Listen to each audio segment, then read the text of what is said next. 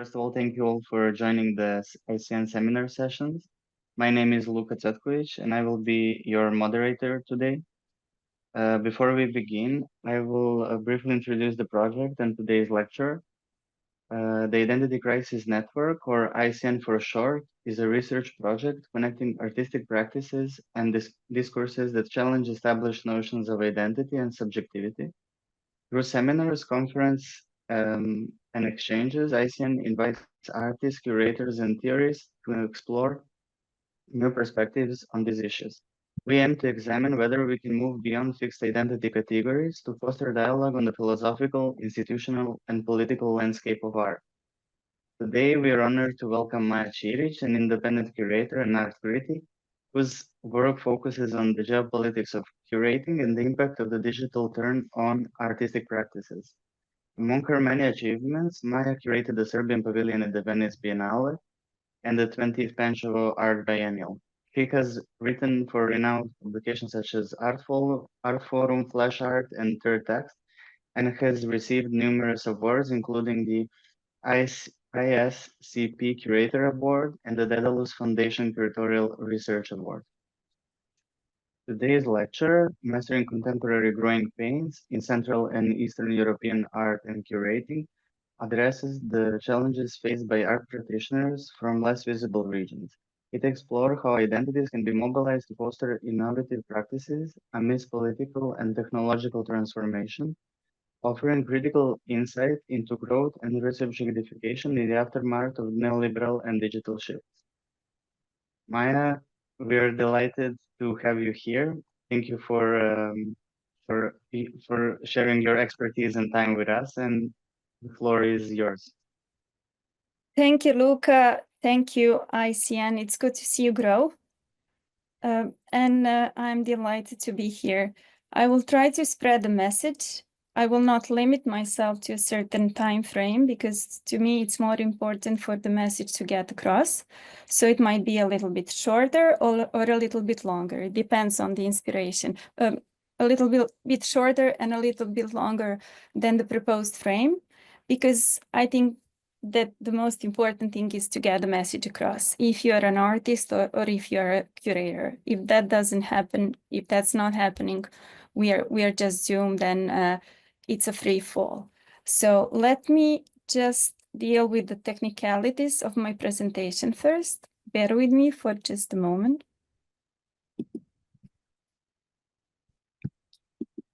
Share screen.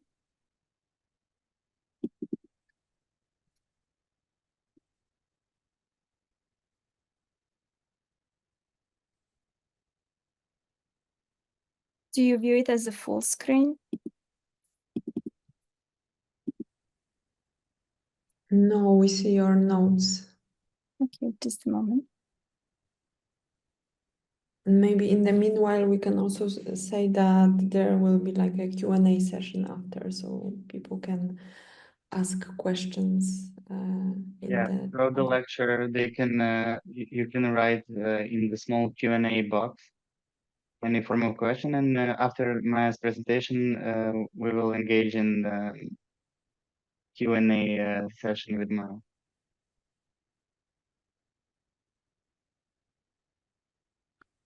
So it is what it is. Can you click the play button, like yeah, thank you. Here it is. Okay, Mastering Contemporary Growing Pains. It's a big title. It's full of hyper objects, and I will get to that.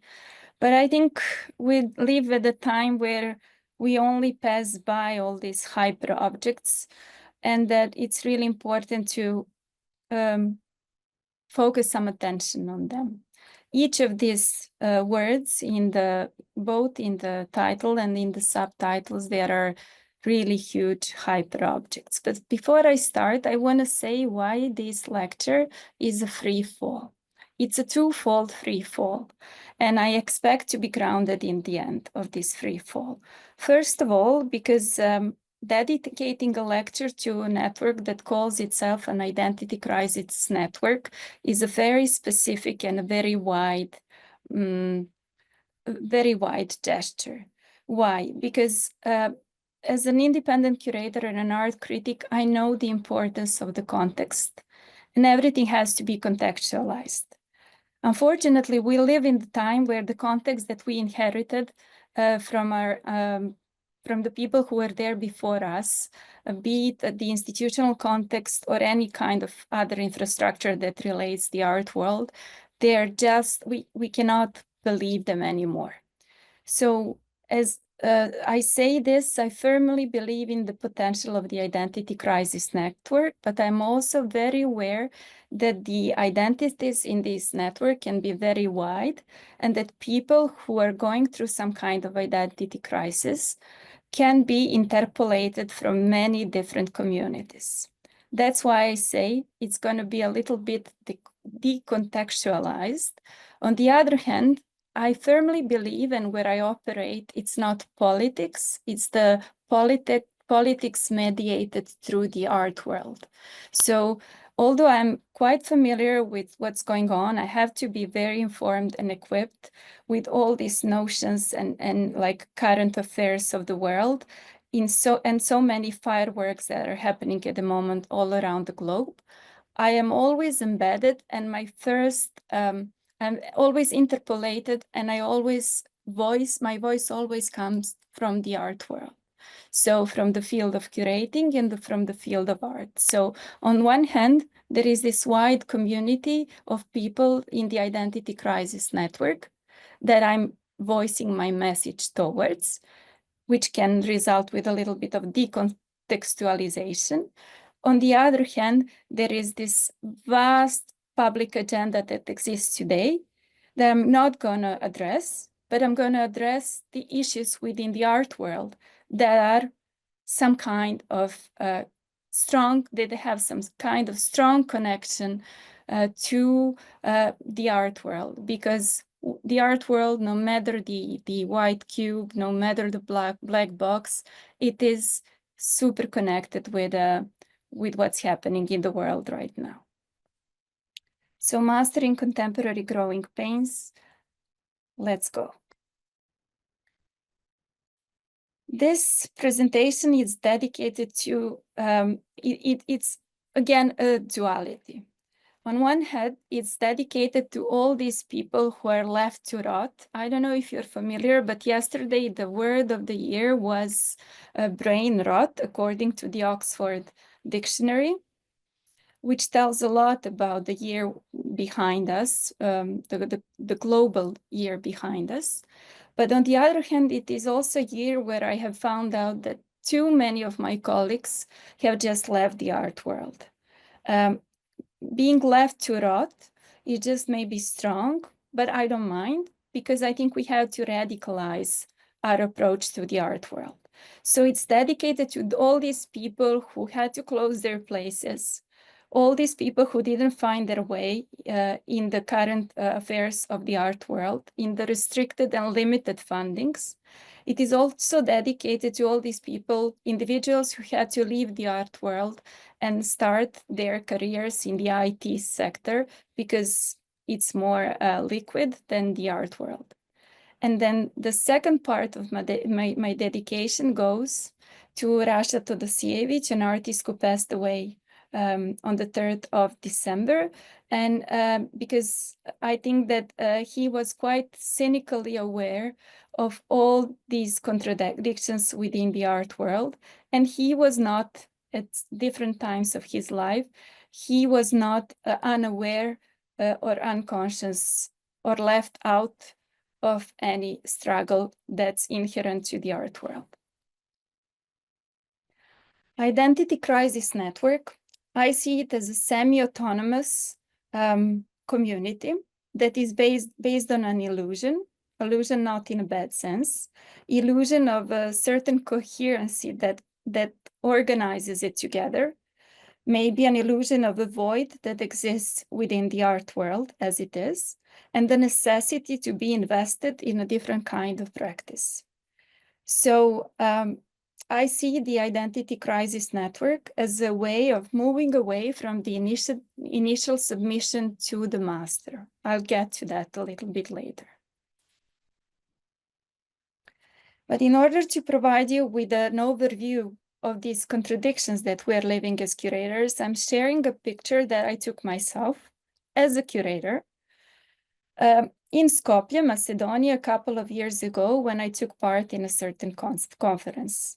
The person that you see on the left-hand side is nobody else but Maurizio Lazzarato, a philosopher, an important activist who wrote so much about power, subjectivity, and social relations in late capitalism.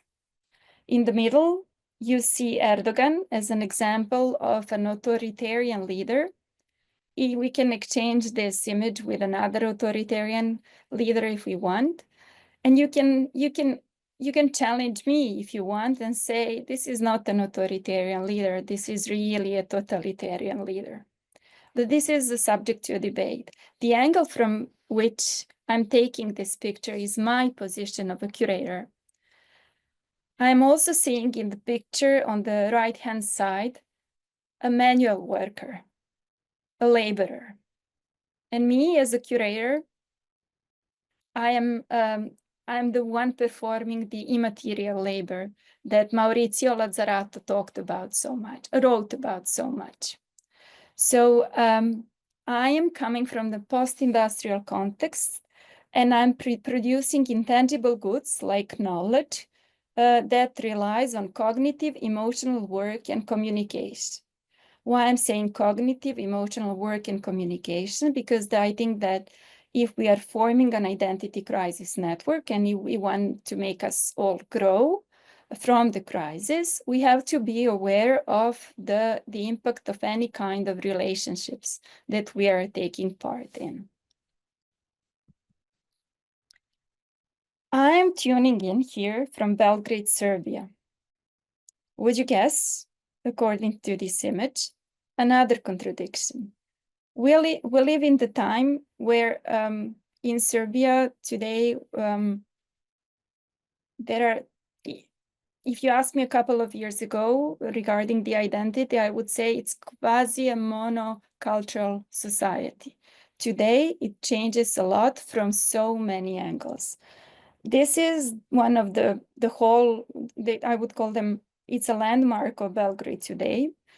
And it's the St. Regis Hotel. And you see the image that has been projected on St. Regis Hotel on the Belgrade waterfront just the other day.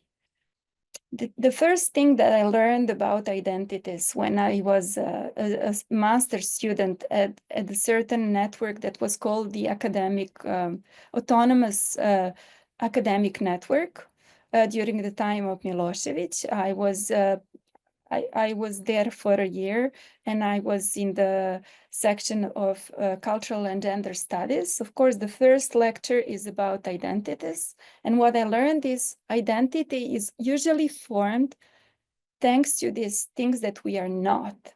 We say, I'm not a St. Regis Hotel, I'm not an Arab leader, I'm not a Belgrade waterfront. And that's where I derive my identity. But I could also say, I am not somebody who is working only in the field of representation. And I'm also somebody who is asking and looking for a certain kind of subversion. Here, a subversion comes from the fact that the narrative is not any longer as it used to be, and that it has shifted. But it is not the kind of subversion that leaves place for any kind of artistic activity. As a total opposite to this, I want to stick to some very, very precise empirical studies. So I would like to point my direction towards CESK, the Center of Empirical Studies from Niš, southern city of Niš in Serbia. And in opposition to this mega projection on the St. Regis Hotel in Belgrade, from this empirical study that was performed, and they're doing amazing things for the field of culture in Serbia. And this is my shout out to Predrag Cvetićanin and all his attempts to figure out from the very empirical point of view what's happening with the field of culture, not only in Serbia, but in the former Yugoslav region, so to say. So what we see as a total opposition from the St. Regis Hotel is the fact that the independent scene consists of highly educated, critically oriented professionals who are not profit-oriented, and whose position became complicated by the near complete withdrawal from these donors who came from abroad. So the lack of funding is something that really is driving the movements in the independent scene in Serbia, which is why my dedication at the beginning of this lecture was as it was. Spaces are basically disappearing, people are basically disappearing from the scene. If you ask some key figures, let's say if we had the ATP list for the cultural workers, I could say that maybe 21st players on the ATP list, if tennis was an equivalent, just decided to step out from the art world. But more than that, what's also important is the fact that those who remained in the field, they have experienced severe burnouts, which means that the relations that they were invested in were not totally, they were not giving back as much as they were supposed to. But what I want you to take from this study is the fact that actually what is our main asset in the region, it is the people and their potential. On the other hand, many people in the art world are experiencing burnout. So, because I will come back to this, why we cannot only rely on people and why only people cannot be our main asset and their managerial capabilities. There has to be something extra if growth is our aim. There is this phenomenon that has been existing for a very long time. If you perceive, for example, that the artist list of the Venice Biennale, it occurs really rarely that artists from Eastern Europe and Central Europe are represented at the Venice Biennale in the main exhibition. I'm not talking about particular pavilions or collateral events. On the other hand, if somebody can say, well, Venice is Venice, you know, you have to compete with Globe and the artists from all around the world. But for example, the 35th Ljubljana Biennial of Graphic Arts was a different kind of story. It was the legacy of Yugoslavia. And what happened in this last edition of the Ljubljana Biennale of Graphic Arts, there were a couple of artists from Slovenia, but when looking at the artist list, despite the legacy of the non-aligned movement that Ibrahim Manama aimed for, there were no artists from Bosnia, there were no artists from Croatia, there were no artists from North Macedonia, no other artists from the region apart from Slovenia. I call this phenomena curatorial swiping away of a region, which means that the infrastructures that we have inherited are just not any longer dedicated to those who have belonged to these networks. That's where the crisis, the identity crisis, emerges from. But then, on the other hand, maybe I'm too idealist. Maybe the art world, as Brian Holmes has wrote about in his amazing and now very, like it's been many years since he wrote about the art world as a liar's poker.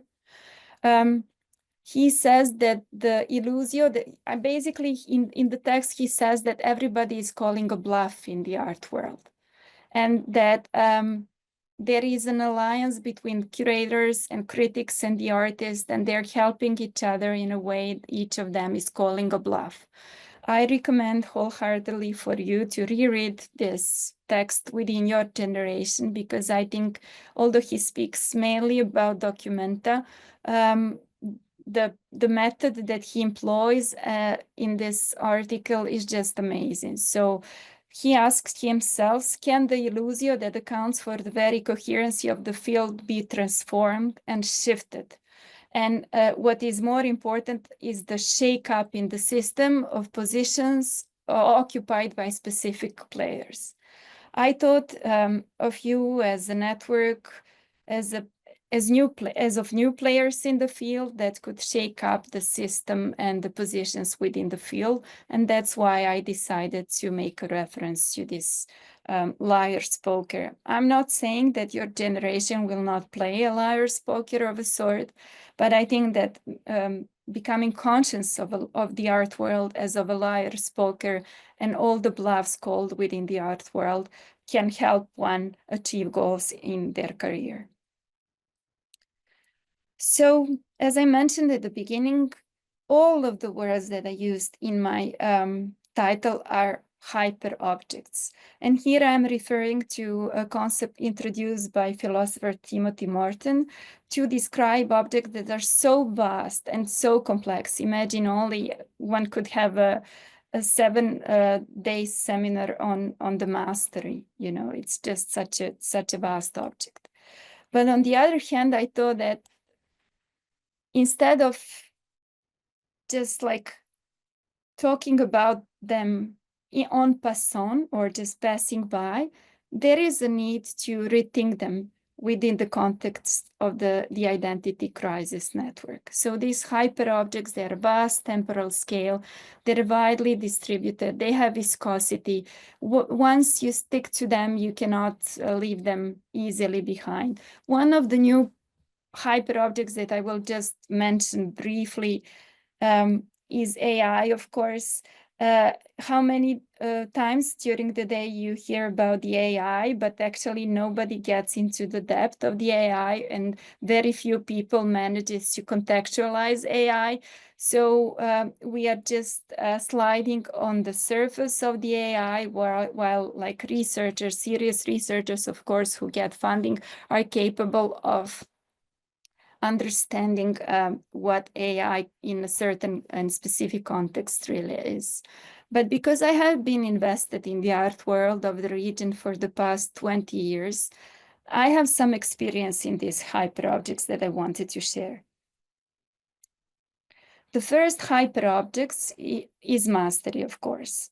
So one has to be aware of the Hegel's master and slave, or lordships and bondage, that he spoke in that he wrote about in his important book that you see here.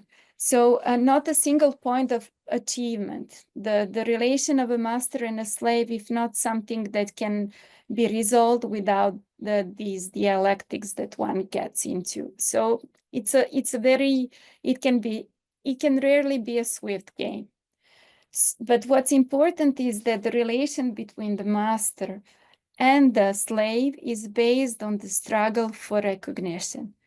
And what is the art world if not a certain struggle for recognition?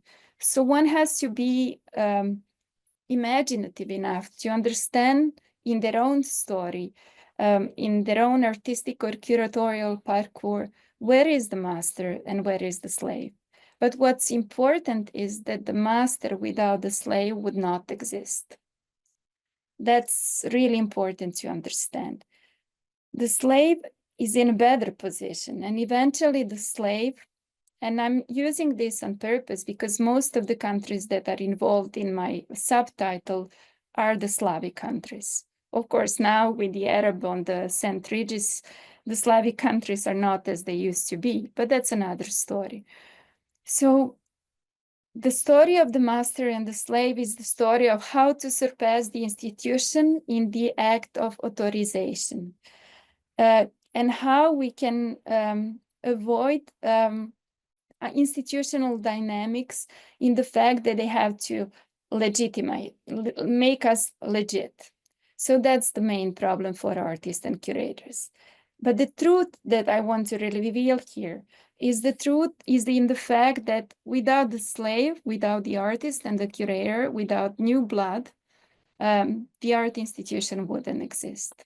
it's just a myth, because the master is an empty place. It's an empty position. And on the other hand, is a position that's, there is a lot of alienation in it, because the master depends on the slave, on the potential of the slave to provide him with whatever he wants, like to take care of him, to nurture him, etc., and etc. So eventually, in this dynamic of master and the slave is the one who can be emancipated, and he can become free, aware of his potential to act. Another hyperobject that I have in my title is contemporary. Contemporaneity, especially today with so many micropolitics, it's very difficult to be grasped. If you look at the landscape of contemporary art, just tell me how many examples of the artworks you know that are not dealing with the narratives of the past, or some other kind of borrowed narratives. These narratives are always, like, there is an element of contemporaneity, but talking, for example, about the Yugoslav region, how many artists do you know that are just digging the content from the Yugoslav region in order to provide themselves with a position of a subject who used to know better than them? This means that actually many artists in the region are not capable of surpassing the dialectics of the master and the slave. We keep bouncing back to the big narrative because contemporaneity is something that we cannot fully grasp. But the artists are not the only one to be blamed. I'm not blaming anyone. This is a very, very complex dialectics. But I just want to point to a contradiction of the contemporaneity. This carriage that you see on the left-hand side is very emblematic for my practice. I wrote about it even in 2006, but I see that people on academia.edu are still reading the article on how the Balkans are constructed as the other. So this funeral of Franz Ferdinand and Sophie Chotek, you see the carriage on this image. It's a carriage, their bodies were driven through Vienna. But the problem would not be there. The problem is in the right side of this screen, in the Blood and Honey exhibition that had the subtitle, The Futures in the Balkans. It was in 2003 in Vienna, and it was curated by Harald Zeman. Many of the artists that are now historical artists were in this show, but that's another story. The story that I want to tell is the story of framing. Every curatorial project is a sort of framing. This exhibition was framed so that at the beginning of the exhibition, this carriage that you see at the left-hand side, that dates almost not entire 100 years, but almost 100 years before the exhibition, is used for framing the entire region. So imagine literally in the space of the exhibition Blood and Honey, at the beginning of the exhibition, this carriage, not a photography, but the real carriage as an object, was placed in Vienna. And like forming my identity as a young curator, this is something that I was completely aware of and I had to disseminate in my writings. But this is also something that has strongly informed my identity. I have figured out that looking from the outside, from the so-called Western perspective, I would always be framed as a certain identity. And why I'm still not swiped away? It's because of the fact that I use the unpredictable network as a tool throughout 20 years of my careers. And I never placed all my eggs in one basket. And thanks to the fact that I was educated in South Korea or New York, and thanks to the scholarships that I obtained, my network was super unpredictable. And the opportunities came outside of the region. They were not closed within the region. So, but the identity question was something that was bothering me and my generation. Now, when I look, even when I looked at some of these projects of Nav that he presented, and when I look at the trends in 2024 or post-COVID and post-COVID, I just can't believe how the narrative has changed and how the identities have multiplied, how many different identities, straight, male, white, identities have been stranded away. I'm also very critical of patriarchy, so I'm not pro these identities. I was just aware, because of my long duration in the art world, long history of duration in the art world, how, for example, these kind of posters are just like, they're even funny today, you know. If we compare it to the St. Regis, the projection on the St. Regis, things got so much more complicated politically. But I'm posting this because in 2010, when I co-curated the Čačak Memorial of Nadezhda Petrović, which is one of 3 biennials that we have in Serbia, we did invite Slavs and Tatars in order to think about our identity at the time. So as you say, you can take the Slav out of all these countries, but you cannot take these countries out of Slav. That was the story in 2010. I think now things are, I mean, and it's up to your generation to say how much do you relate to this pre-post-humanism and pre-Vokism poster. But for us at the moment, the title of this biennial in Čačak was I Am What I Am. And we wanted to get somewhere. We wanted to expand our network, and we wanted to get some kind of recognition, being aware of the master and the slave dialectics. So we wanted to be a slave who became emancipated. So this is, for example, it's called the Art Attacks series by Bosnian artist Mladen Miljanović. And these were his tactical and strategical paintings by which he was aiming to get big exhibitions at big and important commercial galleries or important ideological institutions in the West. So within the frame of I Am What I Am, and we were also referring to Nadezhda Petrović, who was the first female, who is still the first female painter, Serbian female painter with a career that was at one point she really wanted and attempted to grasp the Western identity whilst she was studying in the West, but then when she came back and as the war emerged, she embraced the national identity. So there was kind of identity struggle and identity crisis even in her own persona. So trying to disseminate that with the team of 3 other curators, we decided that she will be what she is, not what somebody else tells her to be. The biennial would be just like I am what I am. I don't have to tell you who I am. I will just allow myself to be. I will come back to this slide if there is time. But then also I was very lucky to be like, because I also studied in New York, I have looked at the map of the ISCP, which was at the time the most important, the residency for artists in the world. And they have invited me to be a critic in residency. So I was supposed to go and meet different artists in their studios and give them feedback. But in the lunch break, I went to the studio, I looked at the map, in the studio where the break is happening, and there was a big map of the world and a pin for each of the countries that were taking part in the residency program, and it was called the International Residency Program at the time.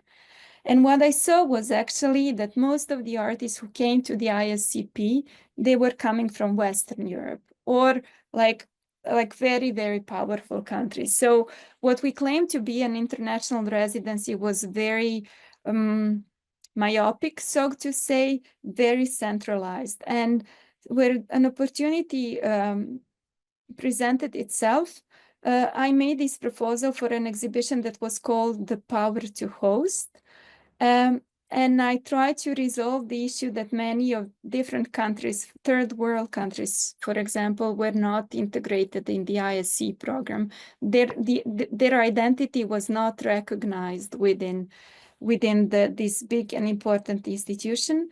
And I, as a slave, I was fighting for the recognition of the other. I just say nowadays with wokeism, things became so much more complex. I will get to that. But also institutional critique was something that I was aiming for a lot. And I was quite aware that there is no institutional critique outside of the institution, and we always have to make some kind of deal with the master. And this exhibition happened, the thing that you see in the middle is actually an attempt of the students from the Academy of Arts in Barcelona. This happened at within the Bar Project's residency in Barcelona. But the thing is that at the Angels Gallery in Barcelona, these students, they wanted to take the elephant out of the institution. They wanted to, with this thing that you see just in front of us, they wanted to take the elephant outside of the Art Academy. But I'm showing this exhibition for another important work that happened. It is also where I work with Daniela Ortiz, who won the prize at it was 10 years ago, or 9 years ago. And this is the delayed devotion of the peripheric art world. It took 9 years for Daniela Ortiz to come to the October Art Salon and to get the prize. So the periphery gets the news quite later than the center. That's another identity problem. How do we deal with the narrative if it comes too late, and if it is appropriated and placed in the context that doesn't understand it? In a sense that during this October Art Salon, a big sign was placed, decolonize the museum, in the African Museum of Art in Belgrade, while the African Museum of Art in Belgrade is the only non-colonial museum of African art in the world. The After All magazine came to Belgrade many years ago. They wrote an important article about how important this museum is. But now, for the October Art Salon, what a visitor can encounter was the decolonize the museum sign within the museum. So it's really, sometimes some narratives should be left alone in their proper context and not non-appropriated. But I think it has to do something with the curatorial decision and the awareness of the context. This was the digression about the appropriation of Daniela Ortiz practice within the Belgrade context. But within this exhibition, this was an intervention by Luke James, and this is the only time with the artist that I work with. We managed during the lunch break to set the fire alarm in the gallery.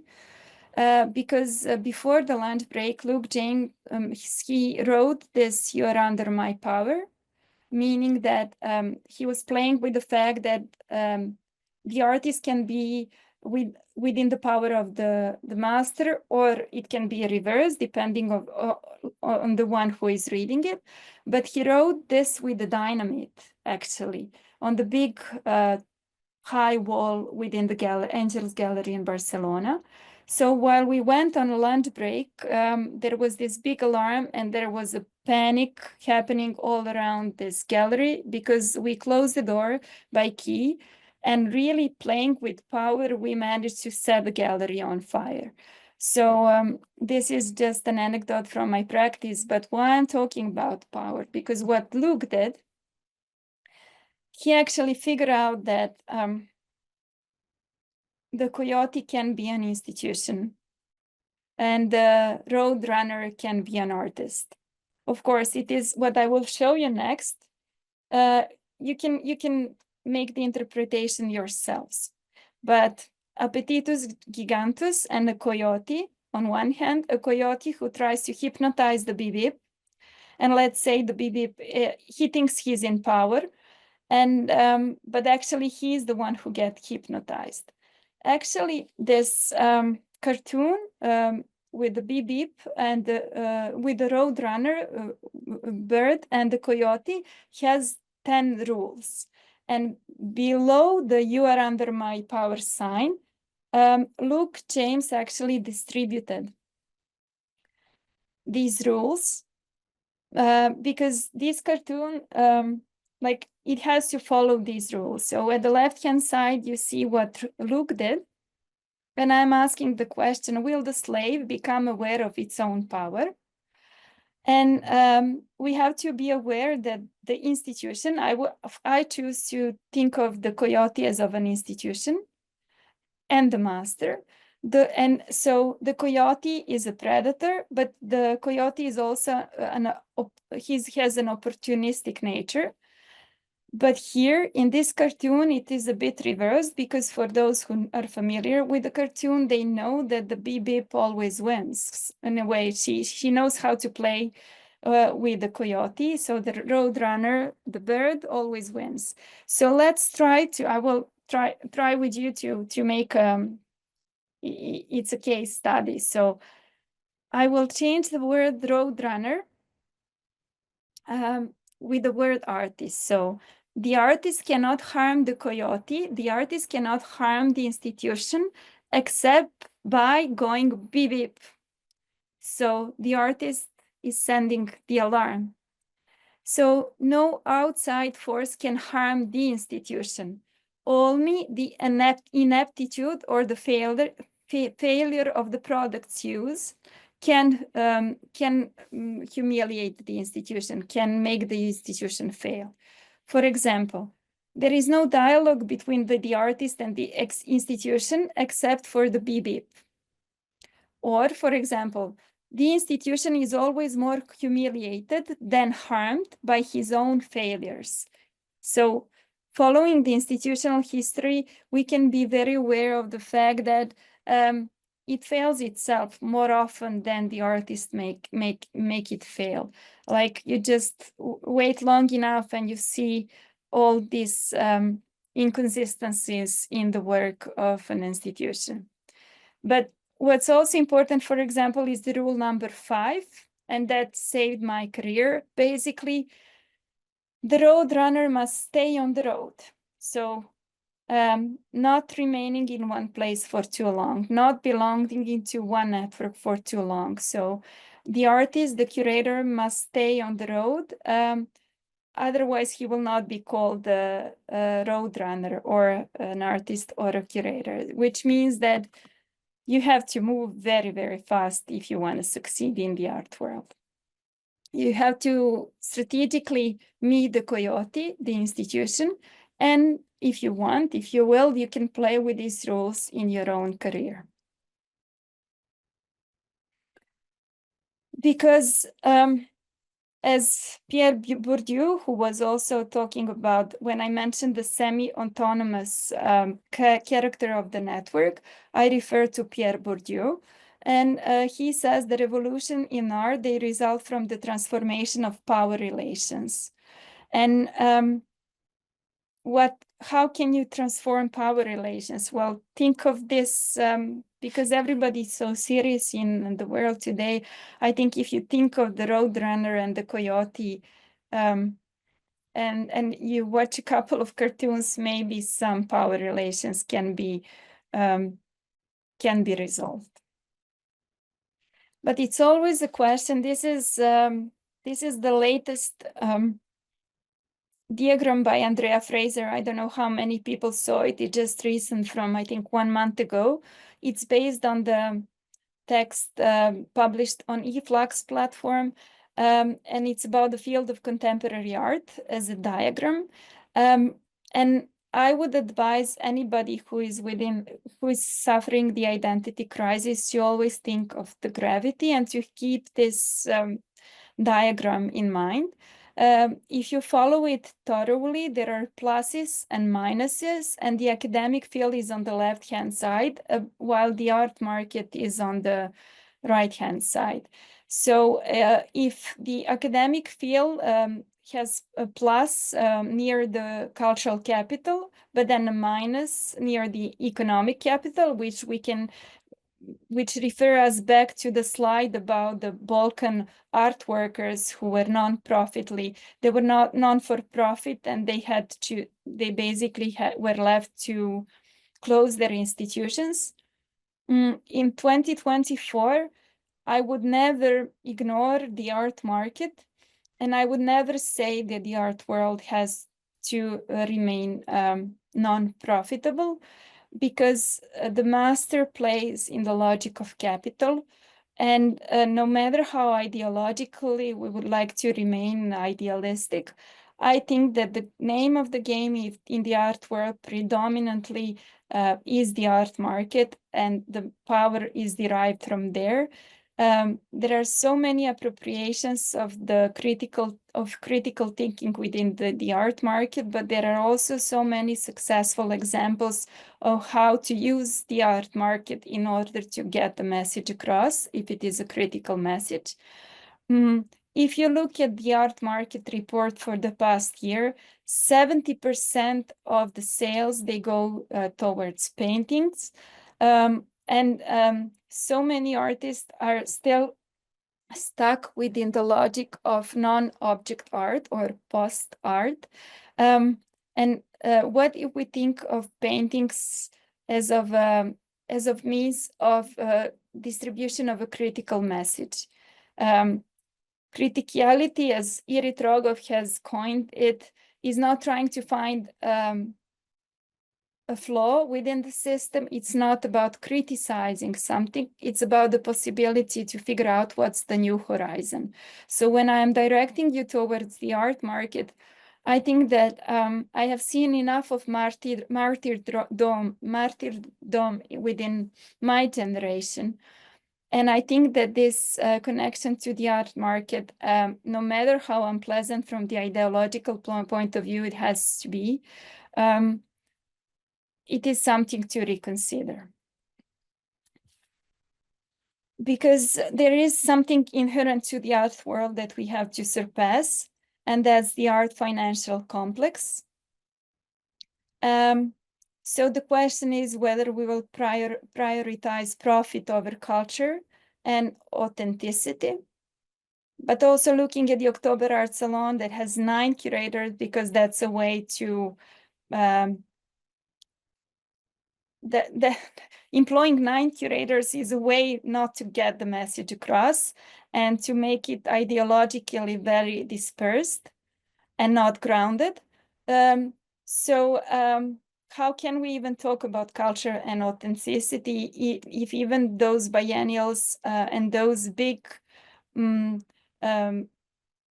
mega exhibitions that we were used to getting some knowledge out of are so dispersed in the message and the ideology that they are sending? So the art financial complex is always, of course, it gets a little bit creepy when you have to think of yourselves as of a commodified subject. And of course, speculation is another thing that makes one like shiver. But I think that one can consider it as a possibility to create more opportunities. But on the other hand, and this is a quote from A.L. Weizmann and who founded forensic architecture, one always have to think about the fact, and I really like this quote, I talked about it, this quote I mentioned on Monday in Zagreb during a talk on artistic research, but he said at one point, I rather lose prizes and win cases.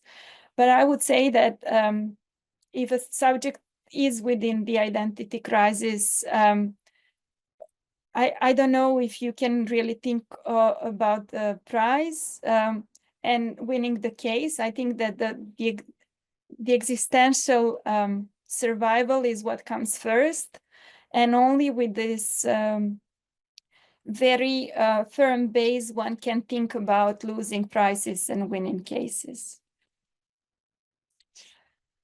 And this is another homage to Rasha Todosievich, his Edinburgh statement. Even in 1975, when these artists around the Student Cultural Center in Belgrade, they were not talking about the market, of course, but they were quite aware even then that people are making profit out of art. So who makes profit on art and who gains from it honestly? Because I want you to gain from it.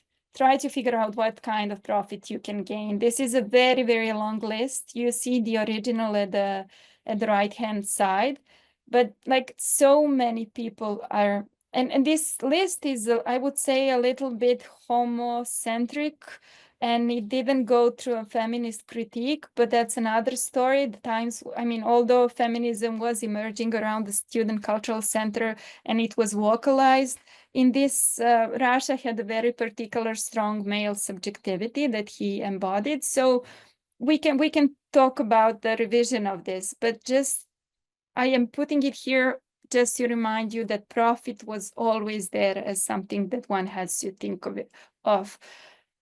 You might decide that you don't want to deal with profit, but then I would say, yeah, it's a social capital that you want to deal. Here we are part of a specific social network that's emerging.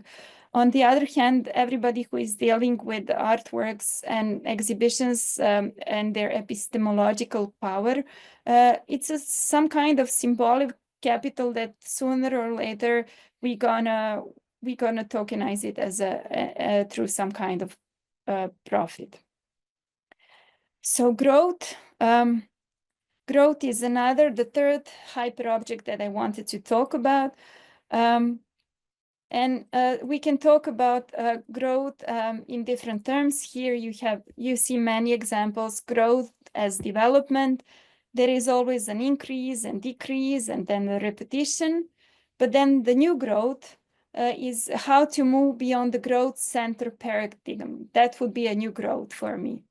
How to keep what's inherently yours without losing what you're made of. How to remain you as you are, so to say.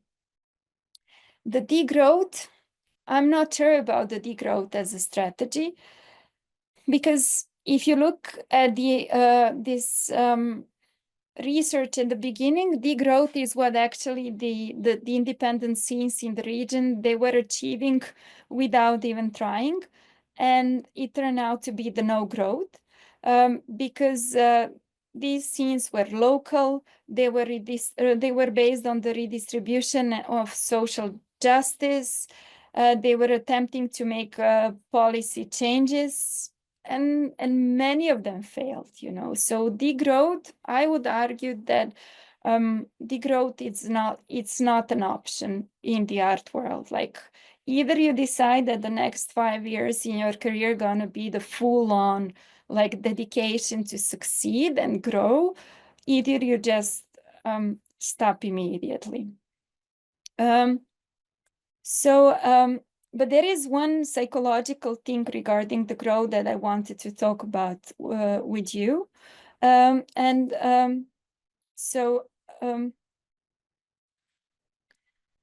Although I would like us to move from the growth center paradigm and shift focus, it's not possible. So what we have to do is to use wisdom of the elderly gained in the growth center era, because we were all thinking that we're going to grow towards a better position in order to transcend to sustainable futures. So growth is something that has to be very present, and you can choose for yourself if you want to think of growth as a development, new growth, if degrowth is an option, although I really doubt it. But what I wanted to talk about you, because my approach is a little bit holistic, and I was also very informed by the psychoanalytics during my formative years. On one hand, we have Freud's theory on development, which is based on sexuality, but I want to bring attention to Erikson And his focus on development, and because we're talking within the identity crisis network that's based on relationship, Erikson's theory talks much more on, like, it's not based on the sexual development, but it is based on relationships. So here you see the full circle, but I try to apply this towards the art world. And according to my calculation, many of the people within the identity crisis network, they're in between 6 to 11 or 12 to 18 years in the art world. So this stage of development is the stage 4, basically. I'm not calculating these years from the birth, but I'm calculating these years from the time you have entered the art world. So each of you can take the number of years for yourself. The stage 4, in which we are dealing between two things. It is industry versus inferiority. Industry, as the art world is some kind of industry. So it happens between the 6th and the 11th year. So to say, the outcome of a positive development of these relationships that we undertake is confidence, pride in accomplishments and abilities. So success is when you're competent, and failure is when you feel inferior. If this stage is established well, you will feel competent at the end. The second stage, which is Erikson's stage number 5, is identity versus confusion, and it happens between the 12th and the 18th year from the day you have entered the art world. So the success would mean that you, after 12 to 18 years in the art world, you have stayed true to yourself. And failure would mean that you're completely confused about your place and role within the art world.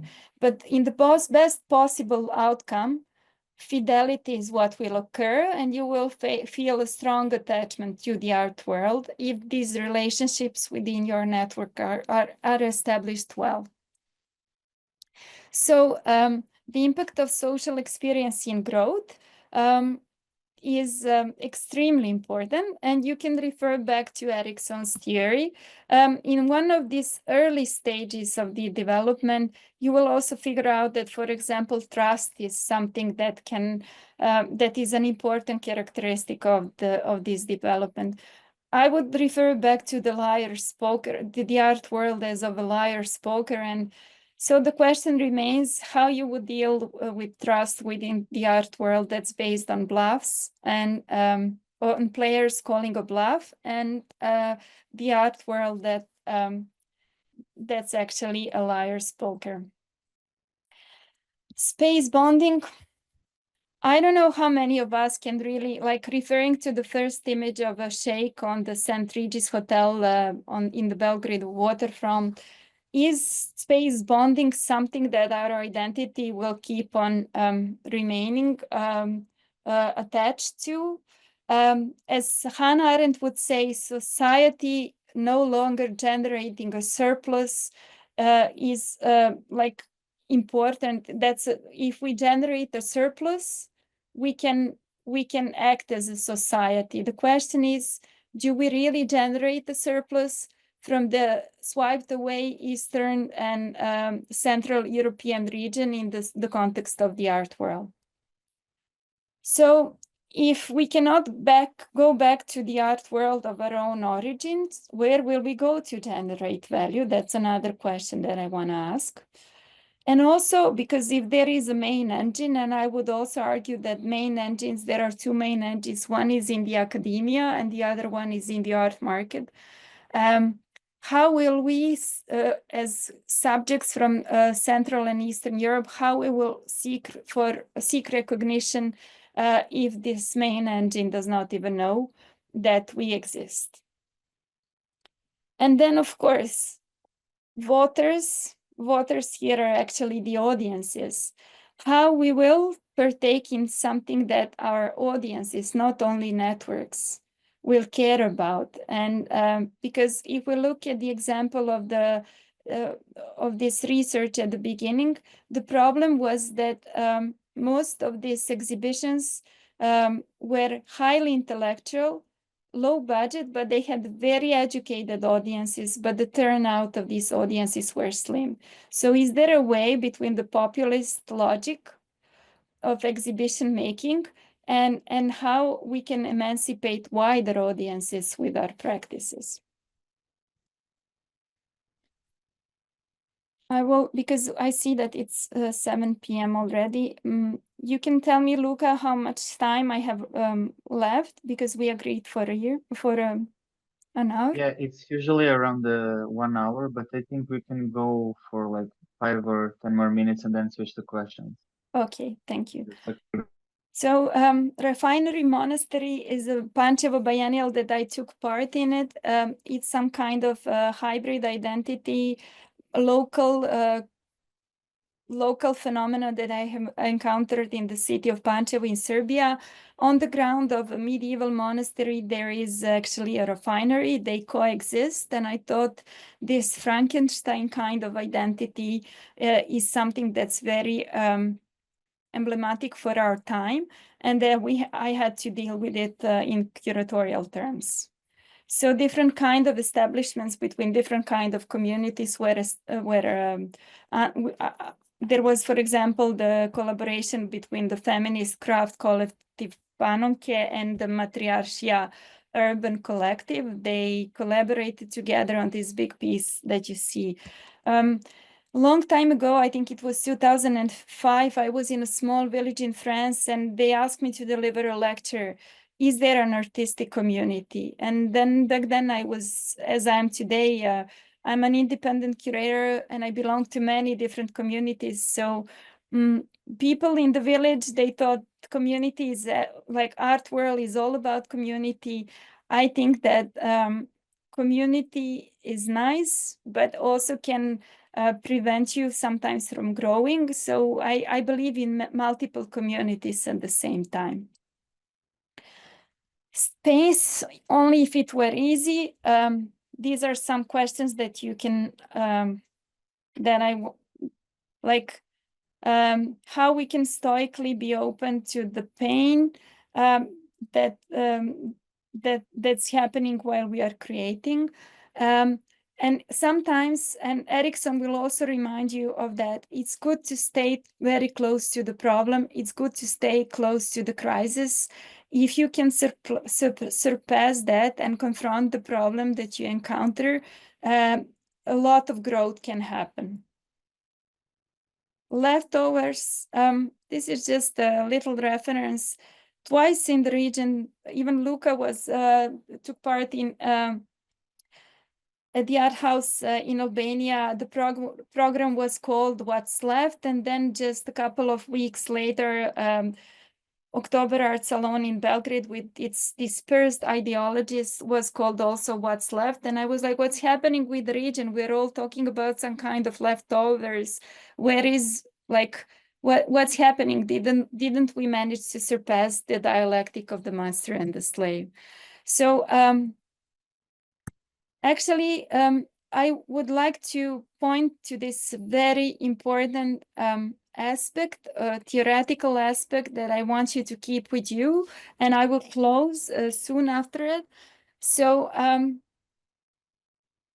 when talking about epistemic justice, actually epistemic justice by Fricker, it's from 2007, the book, but I think it's very important for anybody in the region because there are two kinds of injustices. The first one is the testimonial injustice, and the other one is the hermeneutical injustice. The second, if you're unable to perform the testimonial justice, this will lead to hermeneutical injustice, which means that,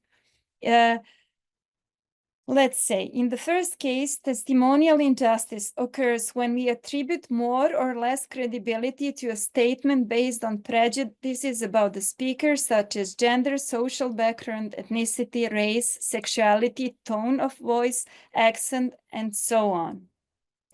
testimonial injustices wrongs someone in their capacity as a speaker or knower, because the increased or decreased credibility accorded to their testimony.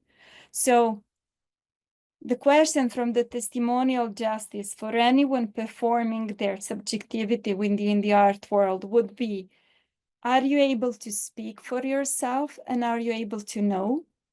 And would you be allowed that? And I'm talking about the fact that if you're striving for recognition within the Western so-called art world, who will perform the act of testimonial injustice upon your subjectivity? On the other hand, there is the act of hermeneutical injustice. I have strongly believed throughout my career that exhibitions and curatorial practices, they embody a certain epistemological character. So if we are unable to perform our exhibitions from the subject position, then we will encounter the epistemic injustice. We will not be able to drive the narrative, and somebody else will decide if we will be swiped away or not. So what I'm referring to is that I think the change really happens within these relations.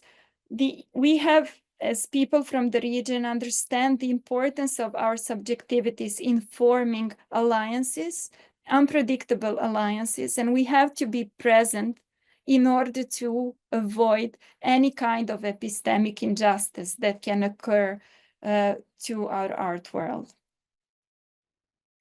So mastering contemporary growing pains,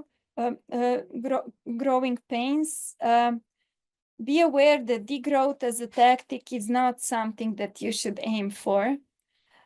Integrity and coherence is also something that we should aim for, but also a constant struggle for recognition. I'm telling you this because it's a strong fight to place the narrative of the white person from Eastern Europe or Central Europe within the main narrative of the contemporary art world. Only by embodying the difference and not self-colonizing your existence with someone else's value and driving the change from the position of the emancipated slave, you will be able to make a difference. What was my unpredictable network? During COVID, basically, I was saved by the fact that I was super aware of the digital turn. This could be a topic of another lecture. I didn't want to talk about it, but like basically for 2 years, collaborating with the gaming industry and art and science paradigm and computer graphics, who were fast on comprehending the change, has provided me like this merging with post-humanism, so to say, and the digital turn has basically made my existence during the first 2 years of COVID. And just as an announcement, this is a text that we'll publish next year in the publication called Yugoslav Hantologies, published by Routledge. And the title of my text will be Resonating Silent, Curating the Yugoslav Narrative in European, I named them exennials because not every exhibition is a biennial. This is from me to you. I hope you did manage to grasp some content from this presentation. I hope that in the future you will act from the position of an emancipated slave and fight for the epistemic justice. Wow, thank you, Maja. This was a wonderful lecture. Very like comprehensive and wide, but very intimate also. I really appreciate that.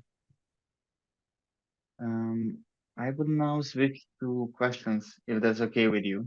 We have a couple of them in the Q&A. They all have equal amount of votes. I will start with the VN Watch. or Vien Voce, which I'm assuming is Jelena. Do you think that it would be possible that the so-called Eastern European art would liberate itself from profiting on the war narrative? Is this narrative still there in your opinion? In this context, it might be useful to mention Erste Bank, for example, and that narrative. And P.S., thank you for commenting around the October Salon. Thank you, Jelena and Vien Voce, for the question. I would really like to see a new narrative in the region. Like, I will just give you an example from real life. Being on Zagreb airport, I couldn't find anything apart from the duty-free shop, okay, with the local products. But like any kind of food, like anything that will tell me that I'm in Zagreb. And so, of course, when we lack any kind of authentic story from the region, of course, war and like profiting on war and profiting on Yugoslavia, it's exciting. It's a difference that we embody, but it has been how many years ago? And you know, by dealing with this kind of narratives, we just remain very we remain emancipated in the moment. That's the problem, you know.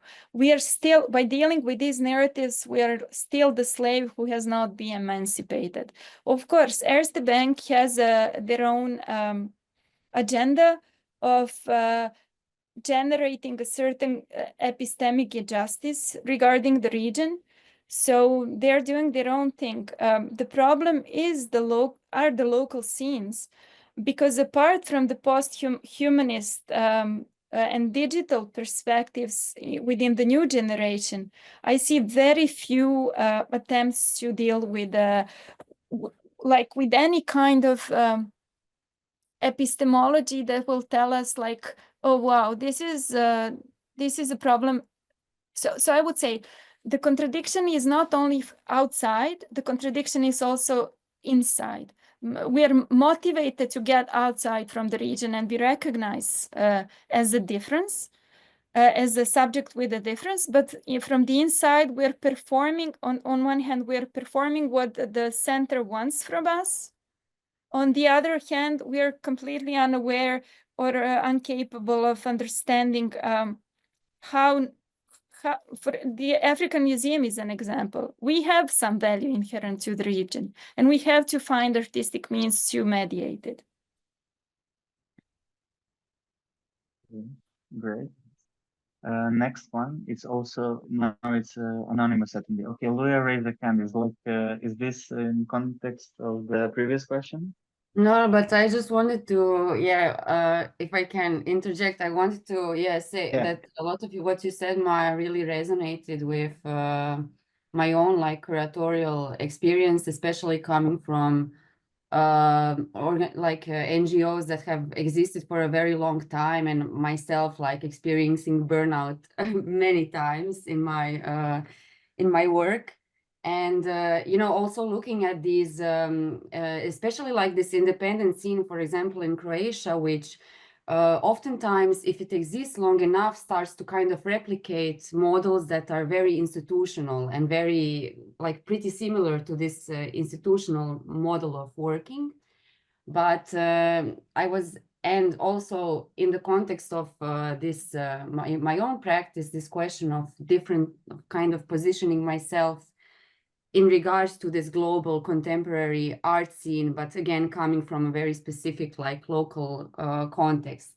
But I wanted to actually ask, because I was quite intrigued with this idea of spilling into the art market, since this is also something that's quite close to me, something that with Kucha we kind of began thinking about. So I was just like curious, do you know of some successful examples of this kind of spillage of these kinds of organizations like curatorial escapes to art markets?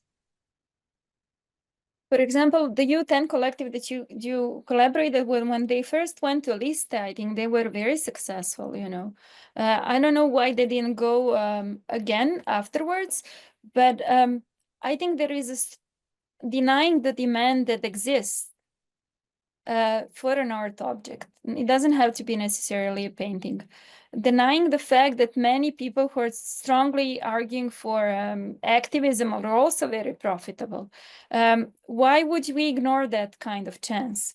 So I would, especially in your generation, I would play with what we have around us, with the artist network, to see what can be commodified from the position of a slave. Like, okay, let's say we're going to emancipate that. We're going to generate funds. I also remember many years ago at the Frieze Art Fair, the Polish art scene before all this right-wing crisis emerged, Polish scene was blooming at the Frieze Art Fair. I think they were selling like crazy. They were everywhere. There was a strong emancipation of the scene at the time. I tried to, for the purpose of this lecture, I tried to look what year it was, but I couldn't find it easily.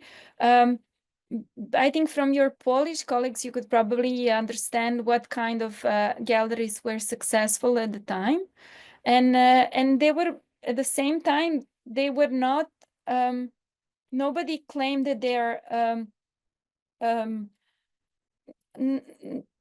that they are not intellectual enough, so to say, you know. So I would just, because otherwise it's easy, because when you look at the funding bodies behind any project, you know whose epistemic justice or injustice it is, you know. So if you have a space, you have an artist list, why don't you try? Because you would be amazed. What's also happening at this moment, according to the UBS report, is that a very big shift in transgenerational wealth is happening. That the generation of boomers, unfortunately, is dying off. So they have their kids who are inheriting money, and they want to buy things now. So people who were in power of having capital to buy, and they wouldn't probably understand your practices, they're somehow leaving the scene, and people who are closer to the possibility to understand your narrative, they now have the money. This is I'm quoting the UBS report of 2024. So why don't you use that chance? You know, in Japan, for example, many people will get rid of their generational wealth, especially artworks, because there is a big tax on the inherited artworks, you know, which means that big transition is going to happen. So from the point of view of your generation, you should also see what's happening with this transition. How can you not profit in a good sense of word? You can decide, and it can be your own statement saying, we're going to profit both with the real time capital, but also with social and symbolic capital. Thank you. Yeah, I think there's also this sense of like this socialist heritage of kind of their inherent wrongness if art speculates with private, you know, things like that. And it's more always publicly oriented. Yeah, thank you. Thank you, Leah and Maya, for those questions and answers. Now we have a question from anonymous attendees. At one moment, you mentioned that our aim is growing. Could you elaborate on what do you mean by that? Whose aim? That our aim is growing, quote unquote. Well, I can only advise you from my experience, but if you think of the art world as a liar's poker, if people are calling bluffs, if you know that the region of your origin does not stand a lot of chance, like the best, like you will get to be bought by the Erste collection as if you're an artist, or you have to focus on growth immediately, like establish as many unpredictable connections as you can in different regions. You can connect by the thing is that I was, as an independent curator, I have and also PhD in art theory, I have a very large span. I don't have a niche as a curator, but pick up your own niche if you want to grow fast. Connect globally because the crisis that we are experiencing now, many people are experiencing it in different regions at the moment, like Taiwan, for example. If you're a white male artist in the States, a white male straight artist in the States, you have very, very slim chances to succeed. So at this moment, because of some kind of different kind of epistemic justice happening, you know, the priority is not on that kind of identity. So I would say, pick up your niche and try to figure out where you can expand your unpredictable network. Yeah, that sounds reasonable. Thank you. The next question is about the exhibition Blood and Honey by Harold Zeman that you mentioned. Could you share more about significant representations of Eastern European art in Western Museum? What is your opinion on these presentations? Well, I see it less and less, but apart from some examples, like some individual examples, this exhibition is specific because it was not an isolated example. At the time, in 2003 and 2004, when the West projected the idea of the other to our region, there were so many exhibitions, and there were at least 2 or 3 I wrote also about, and they were all curated by a male German-speaking curator, and they happened in Graz, in Karlsruhe, etc., etc. So yeah, but after the focus shifted to the African continent, then the othering shifted to the China, like there was this big exhibition, China Power Station, etc., etc. You have to go back to the history of exhibitions. Nowadays, I think, strangely enough, women are more successful than men from the Balkans, from this region. I mean, if you look at Katalin Ladic, she had the success, big institutional representations by the means of the solo show. We had the Stedelijk Museum, Aachen Museum, Jasmina Cibic also so present and successfully navigating the Yugoslav through a different kind of lens that's very inherent to her practice. But apart from that, there are not these representations are very slim. Like, and you know, when you are an artist, it doesn't. There is really a method how it goes. You first get into a couple of collective shows in an independent space. Then you get a solo show in an independent space. Then what happens next is maybe you get to be invited to a biennial or a collective show at the museum, but the aim at the end is a solo show at the museum. But be aware, by the time you get to the solo show at the museum or a biennial, you're going to be picked up by the market. There's no doubt. So I would, because what Louis asked me, play with the market even earlier than that. In that way, you're going to invest in a long-term potential, because you're going to invest in somebody because before they became really somebody. And that's a very smart investment, both from the ideological point of view, but also from the profitable side. May I jump in real quickly to your last question about the representation of Eastern European art in Western museums? Since maybe when people like artists become successful artists in the Western Canon, that somehow stop being Eastern European artists, or Central European artists. Like Nora Turato, she's like mega successful, and she didn't come to mind when we were talking about successful representation of Eastern European artists. Or Selma Selman is already mega successful in those terms. Astrid Ismaili as well, maybe in the dance world. Petrit Khalilai. There is a generation of very successful young artists in Western. But would you call them Eastern European artists? I wouldn't. No. Yeah, that's maybe the thing. Maybe when they come successful in a certain Western, let's say, canon, they stop being Eastern European artists? Or maybe this is also a question of who are Eastern European artists. Yeah. So, okay. When we talk about success, there are two kind of parcours that we can talk about. There are these artists who decided really to follow the martyrdom for a long time of their career, not to become profitable for. They decided to run a marathon for a long time, like Sanja Iveković, Rasha, or Mladen Stilinović. They were really aiming to stay true to their cause. And then at one point, even John Baldessari got picked up very late by the market, very, very late. So you have these artists who run a marathon, and then you have these artists who are they're everywhere for 7 years, 5 to 7 years, and then they're nowhere to be seen. So I think it's really early. With Selma, she embodies another identity that's a bit stronger for the Western market than the Eastern European identity. So for Petrit, he's a successful artist, no doubt, but he was also very it's also, on the other hand, a political project of a certain state. And he was backed up by a strong wave of political struggle for independence of Kosovo.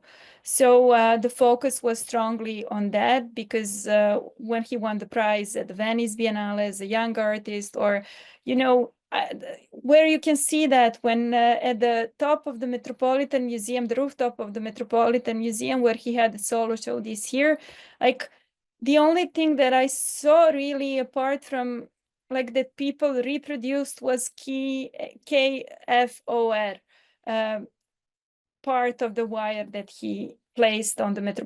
There were giant structures on the rooftop, but that's it. And I was like, he's a good artist. He doesn't need a branding. And it looked like branding by some people who tried to disseminate it. I'm talking about KFOR in Serbian, KFOR. Yeah. So that was what was circulating out of this show. What was circulating was, again, and I know, long time ago, I heard about him that he is capable of drawing with even when as a kid, he was capable of drawing with two hands simultaneously. And he's no doubt he's a good artist, but it's a project. It's supported Rita Ora too, it's, let's see, let the history talk. It's still early they have to surpass this 7-year span, because there was a big research about some artists are there for 5 to 7 years, and you can find them anywhere after that. Maybe in the collections, of course, because they get to be bought by collections, but they're just not voicing their story any longer. Do we have strength for 2 more questions and to round this up? One first would be, does this mean that our best chance in the art world is to choose our master? Well, if you choose wisely, yeah. The master place is an empty place. Master without the slave cannot even serve his own breakfast. The institution is an empty place. But just be careful. I see so many times with many of my colleagues who wants to stay in the game, they pick up the wrong master. But not every master is a mean master. Not every master is a corrupt master. So especially in Serbia, people who have money at this moment, you cannot criticize one thing and then make alliances with the people who do just the same. It's just very tricky. There are places, the Museum of Contemporary Art in Belgrade, I didn't get to the museum for 4 years, because I know, the Balkan cinema, I didn't enter, but people, when people pay, the casino, it's a casino, they pay, they give you coins and people want to play. And it was, as an independent curator for 4 years, I just had to pick, I was really lucky to work with the computer graphic arts and gaming industries. and to remain ideologically true to myself, not to, like, I prefer that master than some other masters. Okay, great. And Michalina wants to add. Sorry, Michalina. Yeah, thank you a lot. Thank you for your presentation. And for me, it sounded a bit bitter, all the things that you were saying. And I was wondering if you can tell us more about your like perspective and like maybe the Serbian art scene, because it is somehow was present in your presentation, but maybe not so clear. And that's maybe interesting for me to know more. I know a bit while talking with Luca, but maybe also your diagnosis comes from this perspective somehow, or is it like the perspective of the whole region? And the second question is that this is what I understood, that for an artist you need to have like a strong identity and strong narration to sell to the curators or to sell yourself and your art to the art market. Is it like correct how I more or less understood what you were meaning? Strong identity. I would say stay true to yourself and be aware that it's a game that's it's not a naive game. And people can be used in that game. So if you were an artist, I would just say create. Create in your studio, and even like some things get a lot of value with time, if you can endure that. If you're a curator, if you can make exhibitions, right, like then try to produce some kind of epistemic justice that you believe in through by the means of writing. I have different production lines in my own practice, and I was counting, and actually maybe thank you for the comment regarding bitterness. Our city, I mean, Serbia is also representing, I would say, a region a lot. The funding is non-existent. The funding that came from abroad just evaporated, and the funding, there were two potential fundings, local fundings. They were just not attributed to like 90% of the people who applied. I don't apply, but I work this year everywhere in the region, but at the least in my own country. So maybe that's where the bitterness comes from. The production lines that I have, I work as an exhibition reviewer. I work as a coach for artists.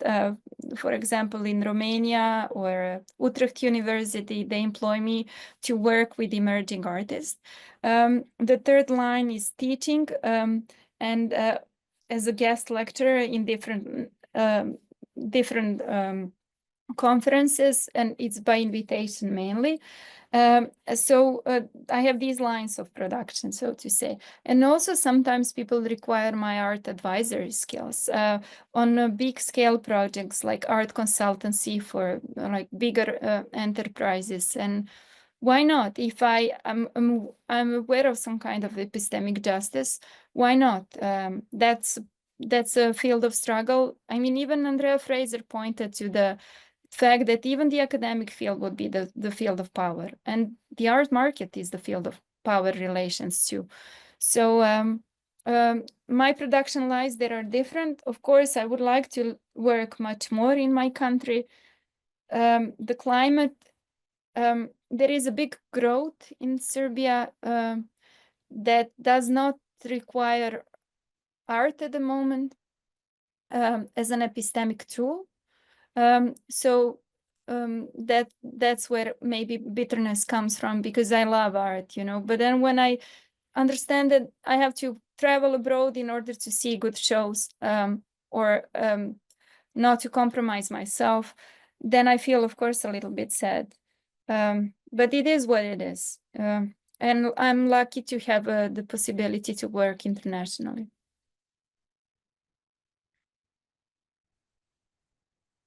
Okay, thank you, Maya. I think this was all for today. Thank you so much for joining, and thank you for sharing your expertise and your opinions. And I would also like to remind all of the attendees that soon there will be an open call or call for papers for the Zagreb conference that we are planning to organize in May, in the end of the May in 2025. This was the last seminar session. Thank you all for participating alongside these 3 weeks. It was wonderful having you here. And let's keep in touch in the future, and everything that you might need from the materials or from some connections, we are here on the email address of Identity Crisis Network, and of course on Instagram. Thank you, Maja, again. Thank you all. you. Thank you. Bye. Bye. Bye-bye.